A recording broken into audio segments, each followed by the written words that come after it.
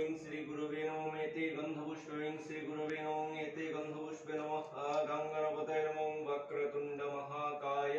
सूर्यकोटि समप्रभ निर्विघ्नं कुरु मे देव सर्वकार्येषु सर्वदा ओम एकादंत महाकाय लंबोदर गजानन पार्वती प्रियपुत्राय गणेशाय नमो नमः सिद्धिदाता गणपतये नमः ओम श्रीं लक्ष्मी दिव्य स्थान स्थिरो भवं धेनुद्राय स्थापनिकृत्य मत्स्य मुद्राच्छादित स्फटिकायं संरक्षूर्धतालुत्रयं दत्तं फट्फटस्त्राधिपतये नमः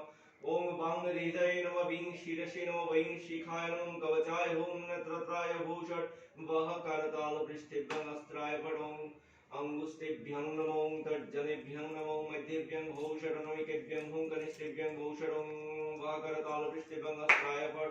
ओम पुष्पे पुष्पे महापुष्पे सा पुष्पे पुष्पसंभवे पुष्पश्चैवकर्णं हुं फट् स्वाहा ओम नमाशनाय नमः ओम आसनमन्त्रस्यः मेरु पृष्ठदेशिः सुतलं छन्दे कुर्मो देवताः आसने उपवेशने विनियगः